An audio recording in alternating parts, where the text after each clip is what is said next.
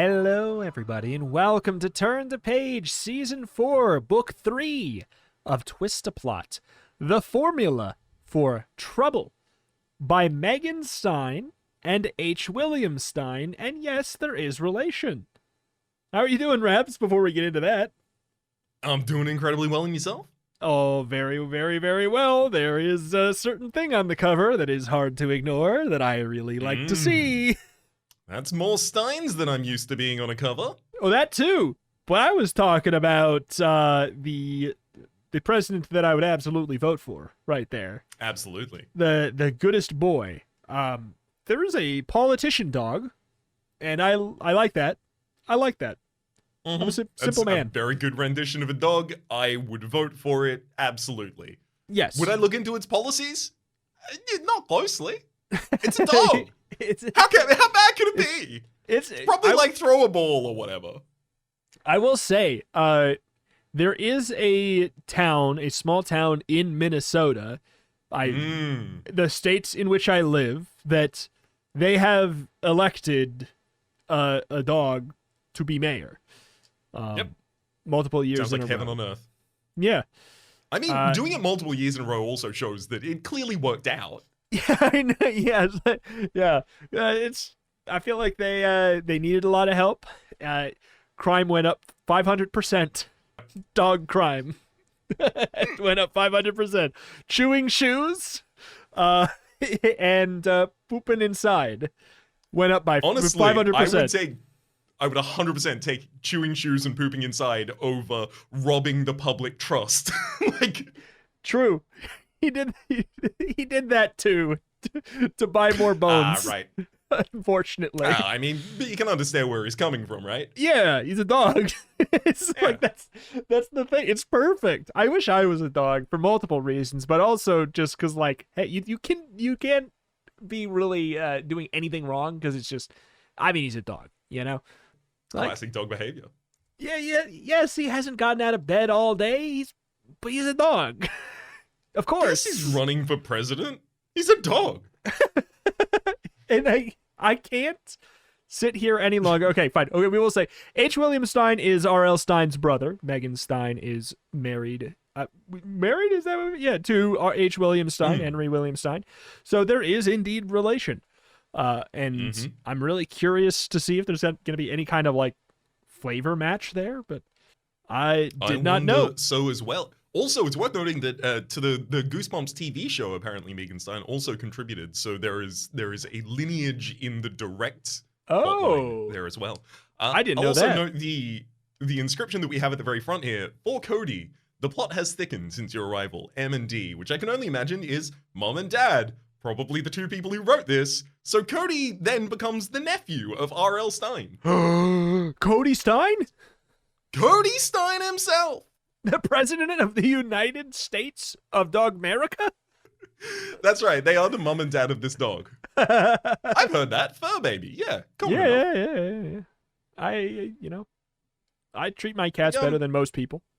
Not better. Most people don't treat your cats well, or you don't treat people well, but treat the cats well. That one.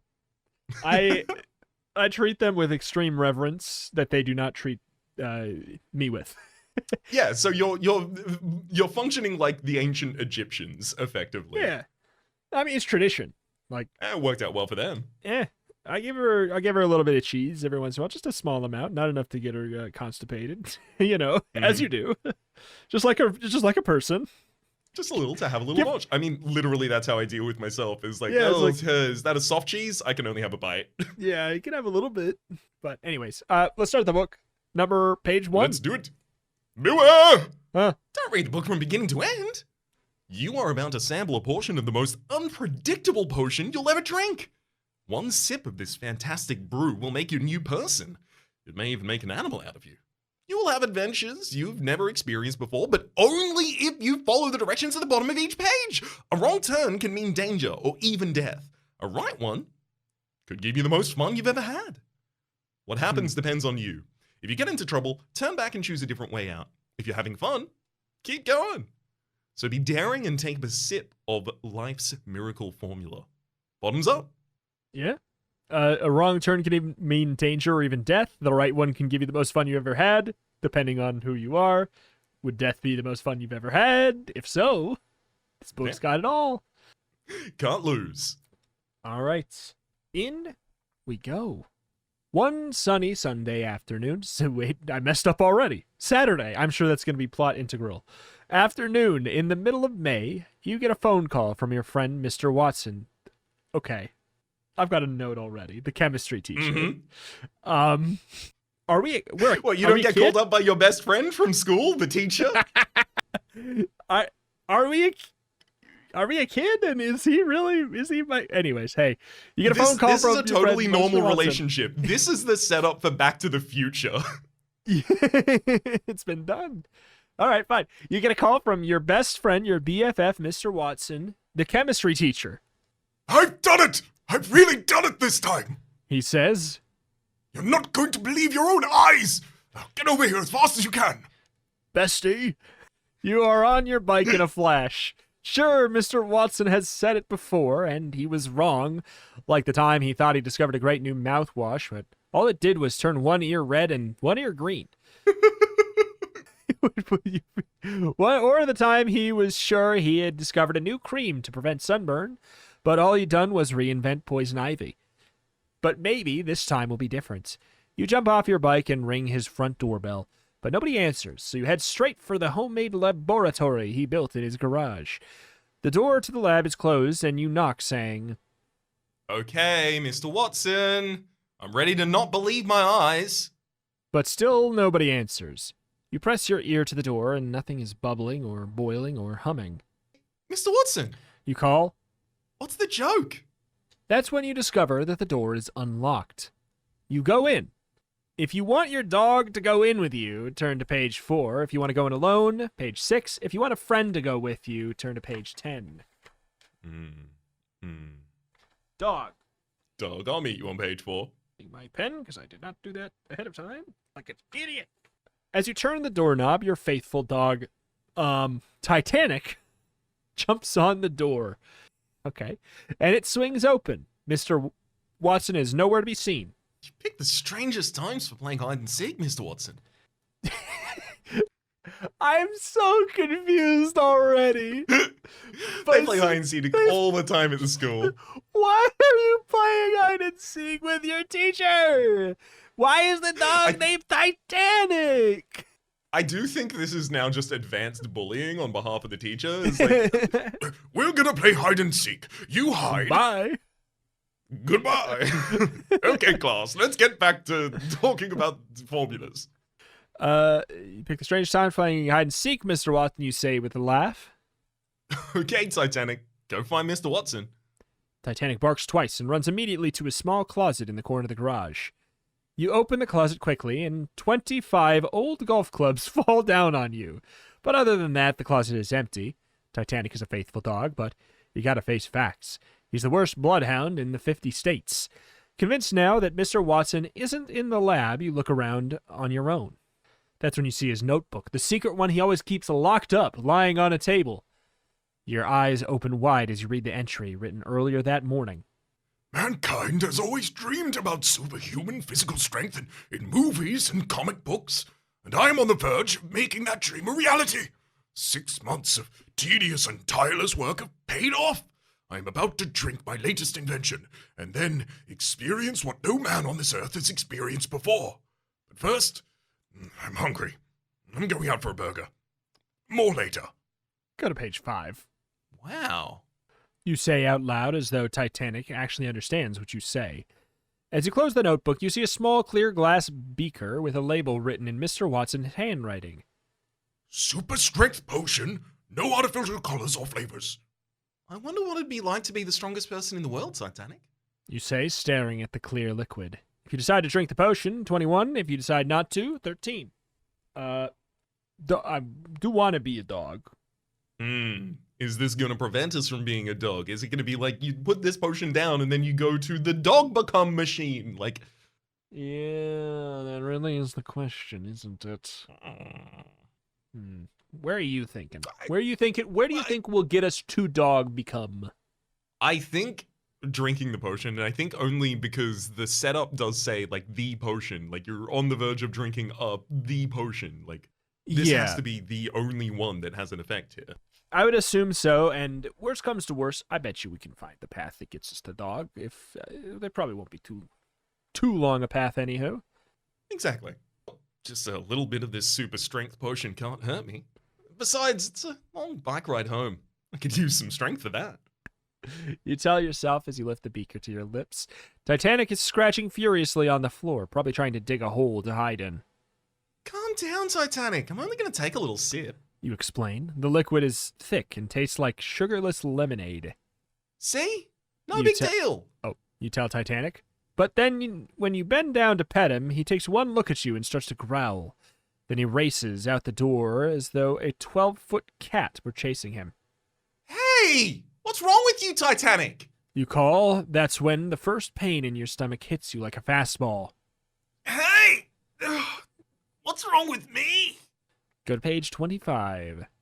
Suddenly, your skin starts itching. It feels as if a million ants are having a dance contest all over your body. You start breathing heavily because you're hot, and then you're cold, and then you're hot, and then you're cold at the same time. You're trying to ignore these effects, but the knot in your stomach is beginning to get a little bit scary. Worst of all, you feel so weak that you can hardly stand up. You stumble over a table, knocking Mr. Watson's experiment notebook on the floor. It takes all of your strength to bend down and pick it up. Then you notice that it has fallen open with the latest entry, written just an hour ago.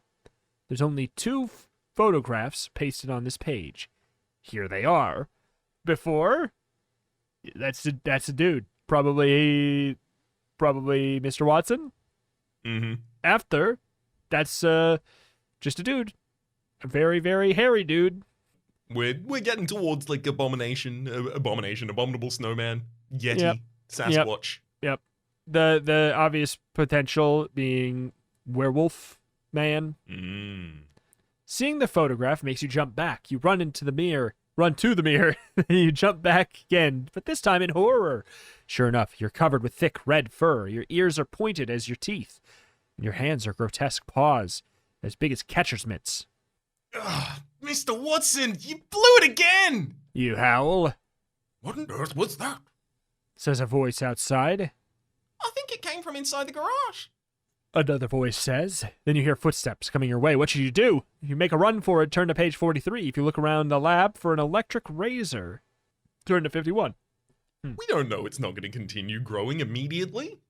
Yeah, probably just would. 43? Or no? You burst through the door of Mr. Watson's garage laboratory, forgetting, however, to open the door first. But it doesn't matter. You're not only covered with fur, you're filled with energy and power as well. The formula changed you into a snarling werewolf. And as you bump into the couple from next door standing in Mr. Watson's driveway, you can tell that you're not exactly the kind of neighbor that they had in mind when they moved into the neighborhood. You take off, running faster than you ever thought you could. You stop a car in the middle of the street and jerk the outside mirror towards your face. The car's driver stops screaming only long enough to faint. You're a werewolf, no doubt about it. What should you do now? Terrorize? Kill? Devour? Whoops, no time for that. You're almost late for work. You were not a kid. In minutes, you're wearing your red chef's hat and apron, standing at your job behind the cash register at Red's Hot Burger Company.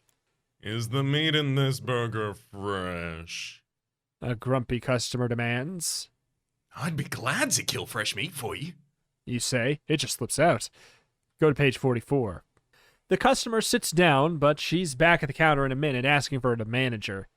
Hey, there's a hair in my burger. She complains this time. Red, the owner, looks at the burger and then looks at you. You're fired. He tells you. Don't mean the dress code, no long hair. But my hair is short. You argue. You really need this job. Yeah, but it's all over you. You're fired. In fact, I don't even want you eating here anymore. Ugh, you're bad for business. Red says, plucking the hair off the hamburger and handing it back to the customer. Wait. That's all she wanted. Yeah. Someone plucking the hair off. Please, I can't do it. Thanks. Now I love the hair and the finger that has touched my burger. Below this is a great picture of a werewolf in a chef's hat. It's very good. You're fired. pack up, and move on to page 73. You wolf down a couple of burgers and then leave Red's Hot Burger Company. I can't get over that name. Red's Hot Burger Company. Hot burgers! Get your hot burgers here! Like, I think it's great because all the other competition in town now needs to advertise that their burgers are also hot, or they will have the advertising lay waste to them. People will suspect that their burgers are cold. Blue's Cold Burger Company. Opening up right next door. Yeah, did Red's It's just Burger Company sandwiches. burn your mouth? It's sandwich. Yeah. You leave for good and head for the library. You need some information about werewolves. Pardon me. You say to the librarian. Do you have any books on werewolves? No, all of our books are on paper. Laughs Miss Maffler, the librarian. However, she finally finds a useful book. And she reads it to you. The title. Diary of a Happy Werewolf, or I'm okay and you're in big trouble. I forgot my library card. You admit. That's okay. You have an honest face. Miss Maffler says. You open the book to chapter 5. Rules for happy Rules? werewolf behavior, sorry. That's okay. And then Number you read one. it out loud. Always put a tooth under your pillow at night. If you're a light sleeper, you could get a shot at eating the tooth fairy. Number 2, always bite the hand that feeds you. Number 3, visit a dentist twice a year. They make useful friends. They also make delicious sandwiches. And number 4, never wear white at night because people will see you coming a mile away. Go on to page 74. The book also contains chapters on werewolf holidays, wardrobe, and secret werewolf handshakes, plus a vegetarian diet in which a werewolf eats nothing but vegetarians. The more you read, the more interested you become in becoming a werewolf. Well, good, because you have. You already have the face for it. Now all you need are the manners. That's why you're anxious to try out chapter 11. Flip to page 76. Chapter 11. Make new friends, but eat the old. Rule number 1, mingle. If you want to meet people, you must go to them. If you wait for people to come to you, you'll starve. You're sitting in the park reading your werewolf book, and an old man is trying to feed the pigeons, but they won't come within a mile of him, probably because he's sitting right next to you. Rule number 2, be chatty. Make small talk. Telling people you want to eat their liver is not a good conversation opener. I see you're reading a book about werewolves. The old man says to you at first. Back in my day, that's when we really had werewolves. You didn't have to read about them, they were everywhere. I once found 2 under my bed. Oh boy, those were the days. Werewolves thick as flies. These days, everyone's looking down at their phones. Back in my day, everyone was a werewolf. Was looking up at the full moon and howling. A half-crazy person who would miss him. You'd miss him, you decide. Throwing your book away, he's lonely and he needs people, just like you. You don't want to be a werewolf anymore. You want to be in control of yourself and not at the mercy of Mr. Watson's formula or the full moon. Go to page 93. It's a quick revelation. Honestly, I think that the moment... It says a lot about you the moment that you have to decide if you're going to eat somebody. I think that a lot of revelations probably get made around that point.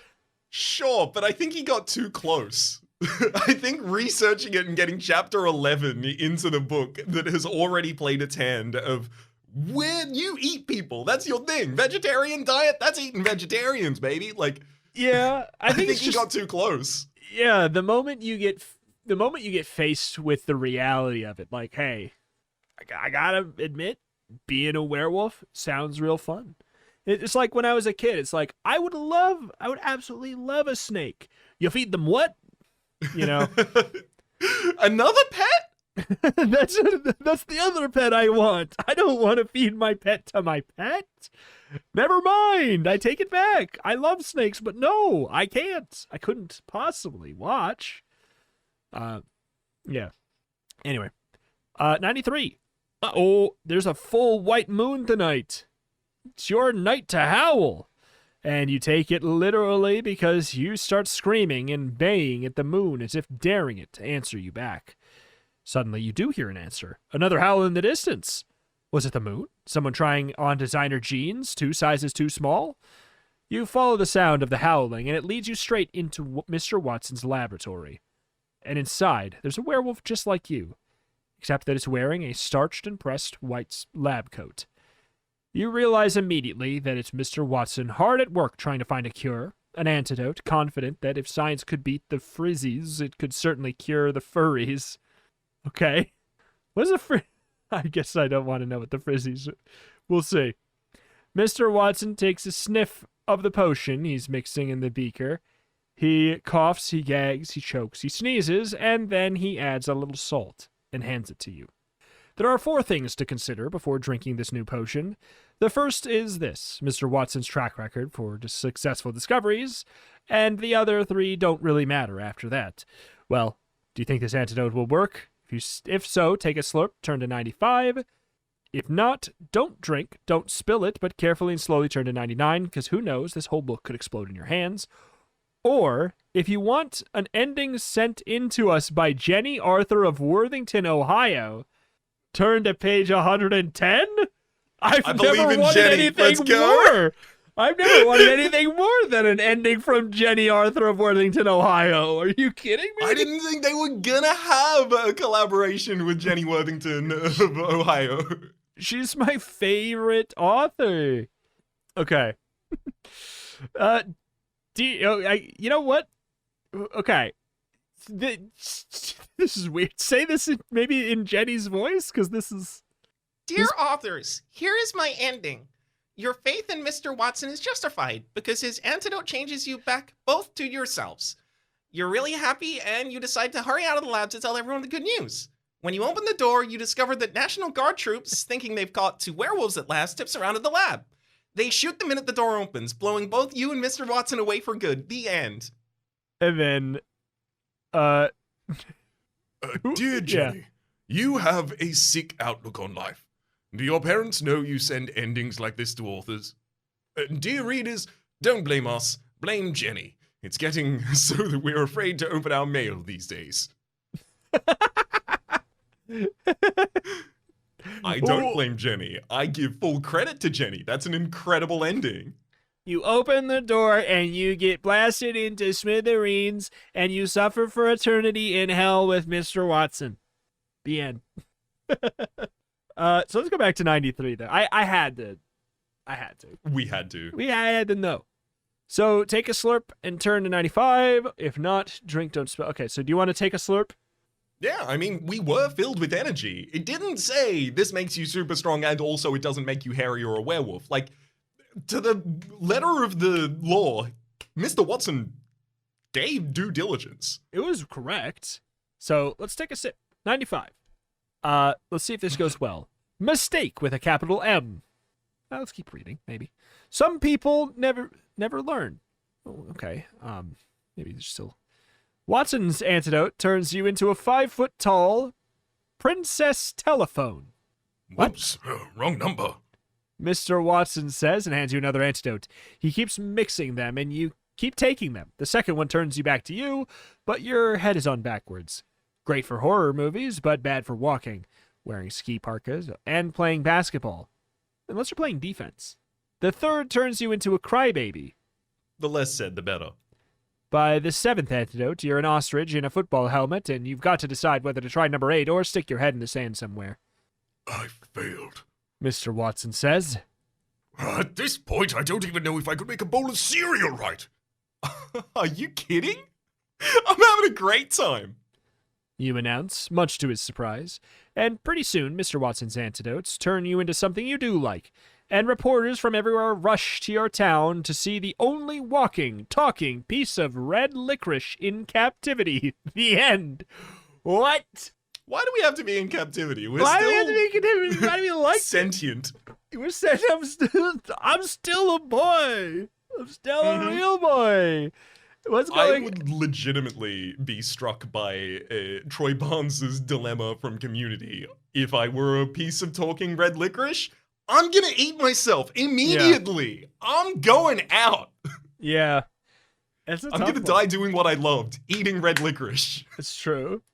Are you a red licorice over black licorice? 100%. I do like black licorice. Yeah, I like yeah. aniseed. It's just red licorice is sweet, and sweet is the Yeah, flavor profile of my mouth.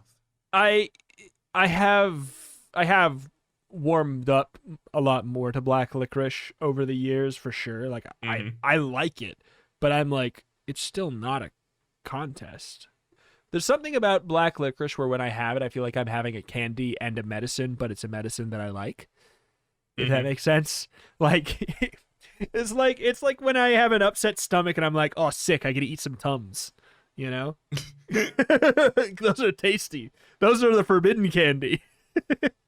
So It's like a toggle on having an upset stomach. If you don't have an upset stomach and you eat Tums, it upsets your stomach for you. 100%. It really is. Well, and it's also like my mouth gets really dry, so it's like I don't want to make my mouth dry for no reason. But if it's like if I get a little treat, okay. Let's not drink the potion. Let's see what happens. Let's not. Let's also not spill it, though. Okay, 99. You don't want to hurt Mr. Watson's feelings, so you remind him that his shoelace is untied. And since he spends most of his life in the lab or in the classroom instead of watching Happy Days reruns, he falls for the old joke immediately. Well, he bends down to tie his shoes, even though, in his present werewolfian state, he couldn't fit a shoe on his paw even if he wanted to. You quickly spice up the potion, adding a few ingredients of your own. Certainly can't hurt. You drink the potion, and suddenly the lights go out. Either the potion is working, or Mr. Watson forgot to pay the electric bill again. When you open your eyes, you're your old self again. And so is Mr. Watson. It is your formula that cures you. The end. Okay. We don't even get blown away by the National Guard? You open the door and you are struck down with the hammer of God. Oh, thank you. May you repent for your sins, you dirty, dirty werewolf. This one was sent in by Timmy of, Ohio. Also, let's be honest. They're Timmy all- Brixton of Rapid Lakes. Yeah, Rapid Lakes, Ohio. Okay. So, first of all, I dig it. Second of all, where do we go next on this? Do we try and, because I do want to try and become dog. Yes, which, like, one would assume is come in with the dog and then maybe don't drink the potion? Perhaps. 28, is it Let's- 25? No. If you decide not to, this is on page 5 with our dog. We can decide not to drink the potion and turn to 13. Let's do that. Something in the back of your mind stops you from taking that drink. What even are the chances that Mr. Watson's latest formula really works? You ask yourself. And the answer is obvious. It's about as likely as your dentist telling you, It's so nice out today. Let's play catch instead of tightening your braces. so you put the beaker down and look around the lab. Suddenly, you hear a sound that makes you spin around. It's Titanic lapping away at the liquid in the beaker. Titanic, don't drink that! Get down from there! You shout. Titanic lifts his head from the beaker, looks at you, and then says, You know, it doesn't taste bad once you get used to it. You sit down in shock, even though there isn't a chair under you. Titanic, did you just do what I think you did? Even though I know you can't, and I've got to be crazy for thinking you did? Yes, and your grammar is atrocious. Your dog informs you. Almost as atrocious as the stuff you've been calling dog food and leaving in my bowl. I wouldn't feed that garbage to a cat. Mr. Watson? Come here? I need you. You say with a shaking voice. Go to page 14. And there's a few other changes I plan to make, Buster. Titanic continues. I want an electric blanket. No more sleeping on the floor. And forget about fetching too. If you throw a stick and want it back, get it yourself. Titanic, would you shut up for a minute? I gotta do some fast thinking. You say. No. From now on, I'll do the thinking around here. Your dog tells you. If you'd like to even the score with Titanic, drink some of the formula and go on to page 75. If you want to take orders from your dog for a change, go to page 15. What is that? What does that mean? Well, look, it made him capable of talking. Maybe it'll do the same for me. Maybe me grammar be good. I mean, what do you think? I want to take orders from the I dog would- for a change. I'm just sick of taking orders from people. I'm ready. Exactly. 10 minutes later, Maybe a you whole new species to take orders from. Yeah, I'm with it.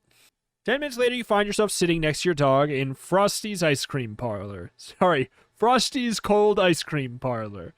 Titanic insists on getting a hot butterscotch and marshmallow sundae under his belt, but they don't serve that here because it's hot. But you're not wearing a belt.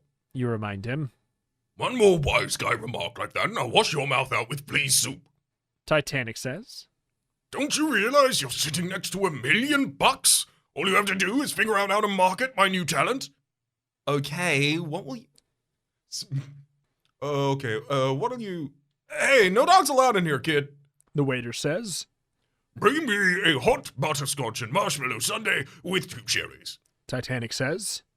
Hey, how did you do that? The waiter asks you. Don't ask me. Ask my friend, the chemistry teacher. You explain, although it does not clear up the question at all. Do I get my sundae, or do I have to bite you on the leg? Titanic demands, realizing that the dog is really talking. The waiter turns as white as his apron and disappears behind the counter. Go on to page 16. He's back in a minute with the sundae. That'll be $7, please. The waiter says. Licking the marshmallow off his nose, Titanic tells you. What are you looking at? Pay him! Glaring at your dog, you shell out $7, all the money that you have. The waiter puts it in his pocket with a smile. You know, He says. we don't get many dogs coming in here asking for an ice cream sundae. Now, if you know the punchline to this old joke, turn to 89. If you don't know it, turn to 104. Oh. So this is going to be a joke with the setup. You know, a dog goes into an ice cream parlor and asks for a sundae. The waiter says, but sir, it's Friday. I don't know. What's Usually the they punchline want- to this? Usually they want a popsicle. I think popsicles are much more of a recent invention than this book. No, that's a puppuccino. Oh, I am thinking of a puppuccino. Okay, sure. I know your little butt. It's a puppuccino's a different thing than a popsicle. What? You know the punchline to this old joke then? Should we meet Well, I on don't 89? know. I mean, let's go to I feel like I want to go to 89 to know if it has something to do with that, but I feel like it doesn't. Let's do it. 89. Okay, this is better. Unfortunately, Titanic knows the punchline to this old joke too. Don't get many dogs in here. Titanic says. At these prices, I'll bet you don't. Hey, kid. The waiter says to you. Why don't you teach your dog to do something like roll over or fetch? Something useful instead of telling old jokes. What do they call a dog that falls off the Eiffel Tower? French puddle! Titanic says. On second thought, kid, The waiter says. just teach that dog to play dead. His jokes are awful. Hey, will you shut up? We're listening to the dog. Someone in the ice cream shop calls out. Suddenly, Titanic is on his feet, his back feet. That is, walking around the shop. But seriously, folks, human beings are interesting. Take my master. Please! You know, a man came up to me the other day and said he hadn't had a bite in 3 weeks. So I bought him lunch! The people in the ice cream shop are howling, but you're annoyed. Go to page 90. I like it. I love it. Titanic, we get the idea. Just give it a rest for a while. It's time to go home. You say. Don't you understand? I am home. For the first time in my life, I know who I really am. All my life, I've been a comedian trapped in the body of a dog. Now I have the one thing I've been missing. Titanic says. Bad jokes. The waiter says. No, now I have a voice. Listen to the people laugh. My audience loves me. When you look around the room, you notice for the first time that the place is packed and the people are still trying to squeeze in. A fact that does not go unnoticed by the shop owner. I'll give you $200 a week. 2 shows a night and all the butterscotch and marshmallow sundaes you want. The owner says, holding out her hand to Titanic. What do you call a dog that gives piggyback rides to foxes? Titanic asks. A fox carrier! And what do you call a dog that tells jokes? An overnight sensation. And loyal to his master to the end, Titanic will send you a postcard from every city that he plays in. Big deal. The end. I mean, I love it. I I don't like any of those jokes, but admittedly, Yes. if there was a dog that could tell jokes, it would be my favorite comedian immediately. Are you kidding me? Yeah. It's not. It's an unfair buff for sure. I do want to know what happens if we don't know the joke. Let's do it. That's 104. something? 104. Or At these prices, I'll bet you don't. Titanic says, and apparently the waiter's unfamiliar with this old joke as you are, because he falls on the floor laughing and has to be carried out of the store to catch his breath and regain his composure. Meanwhile, someone else comes over and sits down at your table. Excuse me. She says, I just couldn't help but hear that old man laughing like a baboon after your dog told him. With talent like that, you and your dog could get on the television. you mean on the 6 o'clock news? you ask her as you watch Titanic struggling to pick up a spoon and then forgetting the whole business and sticking his nose directly into the sundae. No, I mean on the Johnny Carson show. You can make a pile of money. I got a brother who lives in California. I'm sure he could get you on the show if you tried. The woman goes directly to a payphone and starts giving the operator orders as if the world were coming to an end. You look at Titanic and wonder if maybe it has. To go on to page 105. I've always admired the ice cream delicacies of this establishment. Titanic says, licking his lips. Not that you'd ever share one with me, but I'm more generous. You may lick my bowl if you want. He wants to talk to you. The woman says, and you stand up. No, you. She says, pointing to Titanic instead. Titanic clears his throat and speaks into the phone. Hello, how are you? How's your hot tub? Isn't that wonderful? The woman says to her brother, taking back the phone. Then her face drops and she hangs up. He didn't believe it was really you. Says he's got to see it with his own eyes first. You got to go to California immediately. If you want to take a plane to California, go to page 45. If you'd rather hitchhike, go to page 48. I mean, there's going to be an issue with, like, getting the dog on the plane without a carrier or something. But I want to see that. I want to see it all. I have a feeling Let's we'll do do it. both. Let's do 45. Plane. It's going to be a strange plane flight to California, that's for sure. First of all, Titanic asks for some white wine with his dog biscuit snack. Soon, other passengers demand the same thing. Suddenly, a man stands up and yells above the roar of the jets. I've been on 3 planes in 3 days. On the first plane, they served me nacho cheese spread on spinach leaves. On the second plane, they gave me chocolate-covered cherries vinaigrette, and now dog biscuits and white wine. I won't stand for it. You may have red wine if you'd like, sir. The flight attendant says soothingly to the lunatic, as though he were like any other passenger. I don't want red wine. I want some decent food.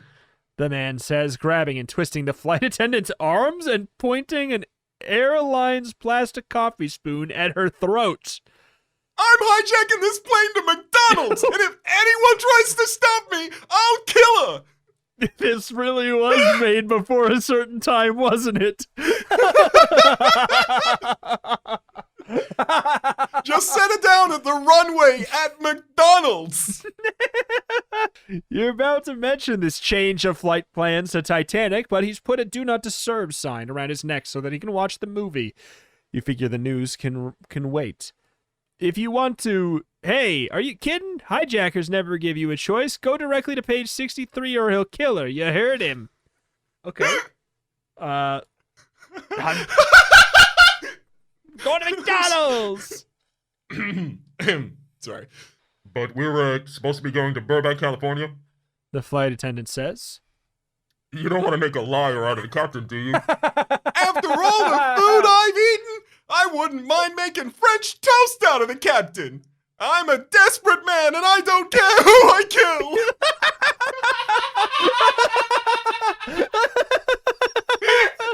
Oh my god.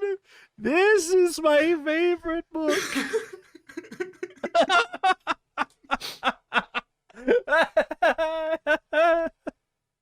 What the hell is happening? The man says convincingly. Just then, the captain comes on the intercom and says, Folks, we'll be landing in Burbank in about 10 seconds. I got real busy up here and forgot that I was supposed to tell you ahead of time. I'm sorry. I do like the idea of refuting a plane hijacker because you said, I said we were flying here, and I don't want to be a liar. Yeah, exactly. It's so good. The plane comes in for a landing while hats, coats, luggage, passengers, dog biscuits, and white wine go flying inside the plane. The hijacker is out cold, possibly from starvation. So that just happened and is now done. That's just what that is? Okay. Titanic wakes up, yawns, stretches, and looks around the plane, saying, When I'm famous, I'll have to buy my own plane. These public planes look like a dog pound. Well, let's head to the studio. Can't keep Johnny waiting. In a few hours, you and Titanic are talking to Johnny Carson on Coast to Coast television. It's your first time on TV and the first time Titanic has been allowed up on a couch. You're nervous but excited too, because you know that everyone in America is going to get to see something they've never seen in their lives. First, you tell everyone about Mr. Watson's formula and what happened when Titanic drank it. Go on to page 64. And then you say, And he's been talking ever since. Well, I've had guests who were dogs before, but never like this. Johnny says. How are you feeling tonight, Titanic? The dog says. Very funny, Titanic. You say. Now say hi to the people. The dog says, looking into your eyes. Cut out the jokes, Titanic. Say something. You say, but it's no joke. The formula is worn off, and your talking dog suddenly doesn't have a thing to say. You're disgraced. You're humiliated in front of millions of people. You die of embarrassment, and Johnny goes to a commercial. The end. Formula's worn off. Talking dog has nothing to say. You're disgraced and humiliated in front of millions of people. You die of embarrassment. It's so, Johnny cuts the commercial. It's so extreme. And then Johnny goes to a commercial. You know? Hey, I love it. I do think These are about as off the wall as the most off the wall of the Goosebumps ever were. Yeah, but it's also like they're also like owning it, if that makes sense. Mm-hmm. It's not off the wall. It's off the wall and it feels like it's coming out of nowhere, but they marinate in it for a little bit. It's not just giant thongs, bye-bye. Mm-hmm. It like they have a thought, it's wild and they see it through to the end and then it's over. That being said, so it was 105, right? Was the last choice. I want to see the precedent stuff. Hitchhike 48. Let's do it. I want to see the one thing on the cover. Well done. Just think of all the excitement and adventure we can have if we hitchhike to California to go on the Johnny Carson show. It's a dream come true. You say. A dream? My aching feet. Your dog replies. There's no way I'm walking anywhere right now. From now on, I'm not chasing cars, I'm riding in them. And I'll tell you something else. I'm not going to California. I'm going to Washington, D.C., and I'm running for president of the United States. I'm declaring my candidacy right now. If you want to help your dog get elected, the campaign starts on page 9. If you think your dog is Boom, barking big up the hat. wrong tree, 18. I'm just writing this down for later, but also, yes, 9.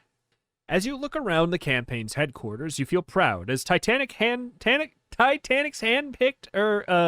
paw-picked campaign manager. You have created his entire presidential campaign.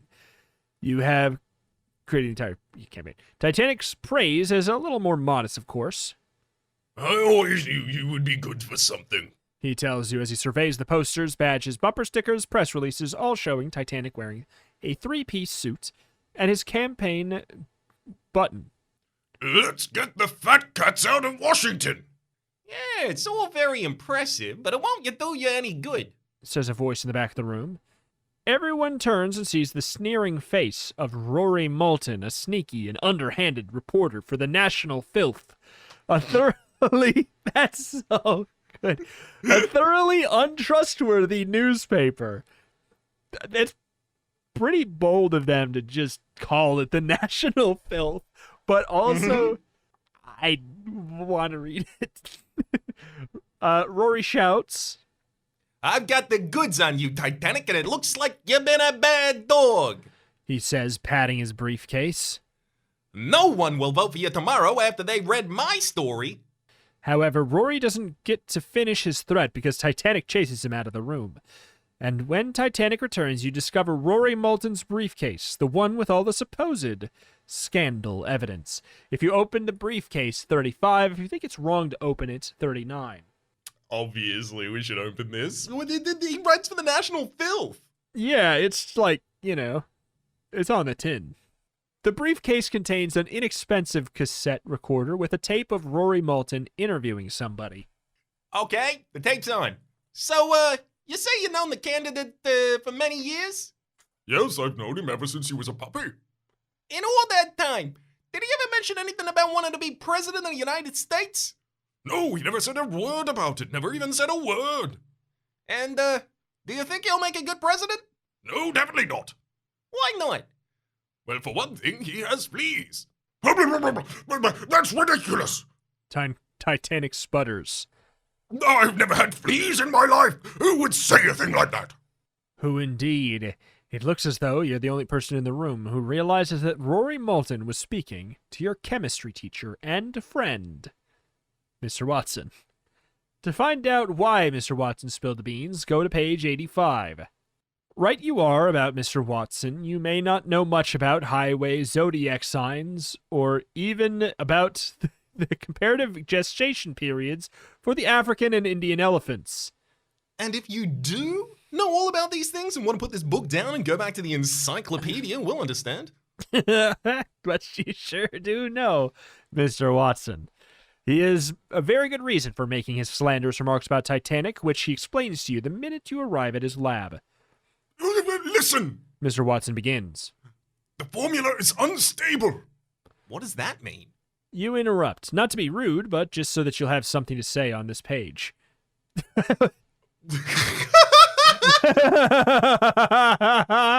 I love this book. It's so good. What I mean is, right now the formula allows Titanic to speak. In fact, deliver some of the most eloquent political speeches since Patrick Henry. We all know Patrick Henry.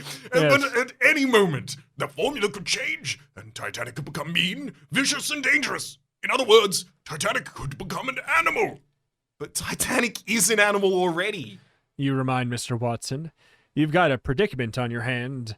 Your dog, a presidential candidate, may be walking time bomb of viciousness and terror. What next? To see how the campaign turns out, go to 97. During the next months of the campaign, you keep the terrible secret that the formula which has helped make Titanic a candidate for the presidency could be any moment also making him a candidate for the electric chair. What the hell? But you keep the secret to yourself because you don't want to believe it, and you know that Titanic won't believe it if you tell him. The candidate himself has never felt better. Titanic sweeps across the country, gathering voters the way that a broom gathers dust. In November, the voters overwhelmingly elect Titanic as their next president, and your reaction is happiness mixed with relief. Inaugural day is a cold January morning. Titanic looks very impressive in his formal attire. As he stands at the podium and delivers his inaugural address, many people are close enough to the new president to see the white foam spilling over his lips. But only you know enough to begin shaking at this sight. Suddenly, Titanic interrupts his speech to snarl, growl, and bare his teeth at the crowd. However, no one thinks this behavior is the least bit unusual. And so, Titanic serves his full 4-year term. Years later, the history books say that during this period, America had a president whose bite was just as bad as his bark. The end. I love This it. book is absurd. I love it. Just to, at this point, to exhaust every part of the bring the dog into the house route, do you want to not open the briefcase? Oh, yeah. Where's that? 39. 39. This is it is- Rory yeah. Moulton's briefcase of evidence. Yar. 1 second. I clicked too many times and it took me to something else. All right, here we are. Everyone on Titanic's campaign team is standing around looking at Rory Moulton's incriminating briefcase as if it were an exotic egg ready to hatch. And everyone wants to do the right thing with it. It's just that there's a difference in opinion about what the right thing is. Apologies, but my thing has deloaded yet again. Oh, wait a second. Burn it! Sell it! Call an exterminator before it spreads! No. We've got to give it back without opening it. you insist. Picking up the briefcase, you find Rory catching his breath in the hallway and return his unopened briefcase. Thanks, Doyle. He says. I'll make sure to do you a favor sometime. The first favor Rory does is print the scandalous article in the next edition of the National Filth anyways. Good deeds are good deeds, but they don't call it the National Filth for nothing. Titanic is nothing but a flea-bitten old hound, says neighbor. In an exclusive interview with the National Filth, the next-door neighbor of the presidential underdog candidate, Titanic, stated for a fact that the dog has fleas. The dog has more fleas than my cereal has raisins, and they're probably as big too. Does America really want a president with 2 scoops of fleas? Go to page 40. Titanic has a fit and chews on the newspaper and chews it in half. Then he fires you as his campaign manager because you're too honest for politics. If you wish you never brought your dog with you on this adventure, go back to page 2 and choose again. Otherwise, go to page 70. Let's go to page 70. I do not Yeah, regret. we've I already do not done it. regret a single choice that I've made ever in my life, let alone in this book. Least of which in this book. Yeah. In November, you and your family settle down in front of the TV to watch your dog Titanic and his opponent, Mr. O.C. Boober, debate the issues. In his summation, Titanic appeals to the public for their votes. My fellow 2- and 4-legged Americans, during this campaign I have talked about no other dog running for public office has talked to you about before. I've said I want to make America strong. I want to cut taxes, I want to create new jobs, and I want to take a bite out of crime. My opponent has tried to smear me in the newspapers, make fun of me on the television, and even sell me to a science lab. Is this the kind of man you want in the White House? Or am I the kind of man you want in the White House? I believe the choice is obvious. Despite O.C. Boober's plea that... If you put a dog in the White House, next there'll be owls in the Supreme Court. Americans go to the polls and elect Titanic by a landslide. During his first 4-year term, the Titanic works, doggedly to keep his campaign promises. He becomes a very popular president. You keep expecting to hear from him, but you don't even get a postcard. Then one day, 3 years later, an envelope bearing the presidential seal arrives. Inside, there's a form letter asking for campaign contributions for Titanic's next term. And it's not even his real paw print at the bottom of the letter. The end. Bad boy. Wrong. Bad boy. Go wrong. back. I love this book. I It's love this great. book. I loved this book. It was fantastic. I think we call it there. 100%. It can't get much better than that on the other paths. Yeah. I mean, I saw the cover. I saw the 2 things that I cared the most about. It looks like another path would maybe turn us invisible, which could be fun. I saw the dog president, and I wanted to know the dog president. I played a part in his successful campaign, and I also got kicked out of his campaign, and it was successful nonetheless. Either way, yeah, I really liked it. I really liked it a lot. I think it was my favorite of. I know for a fact it was my favorite of these 3. It was very, very good. It was unhinged. I love what the Steins did with this one. It has that signature kind of goosebumpy flair, but like taken to another level, which I like. And Yep. they just ran. Like, I'm a big fan of the formula for trouble. Really, really, really, really liked it. It is perfectly over the top. Yes. You have any other thoughts on this before we thank our... None especially, but we do have an executive producer of this episode, and the executive producer of this episode is Unknown Chicken. Special thanks to Unknown Chicken, executive producer of this episode. Of course, all the producers in general exist over there at patron underscore. That I typed an underscore in order to keep place on my list. patreon.com/turntopagecast. At or above the hardcover tier, the executive producers, and the executive producer of this episode, in particular, again, Unknown Chicken. Much thanks. Thank you so much, Unknown Chicken. And if you also want to be running for president, do let us know. We'll be your campaign managers. We got a dog elected. We can get a chicken elected. Why not? But Only animals. only animals. Let's be very clear.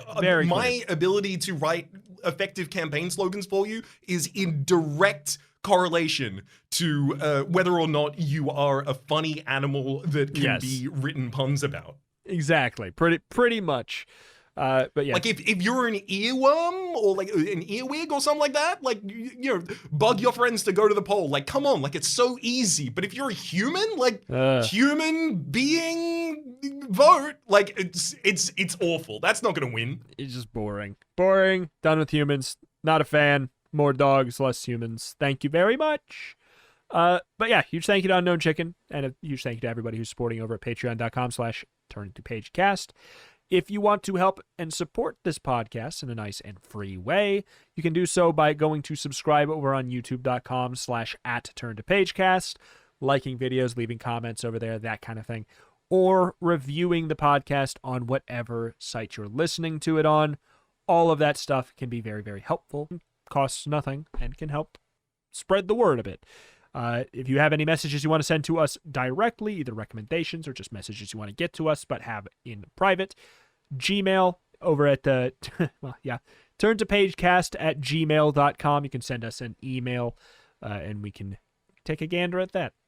But yeah, I loved this one. Has me very, very excited.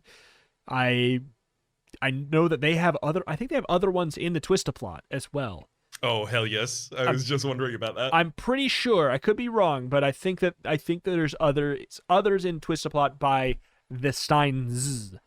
But alas, that's that. That's gonna do it for this week. Thank you for listening. We'll see you next time. Bye bye. Adios.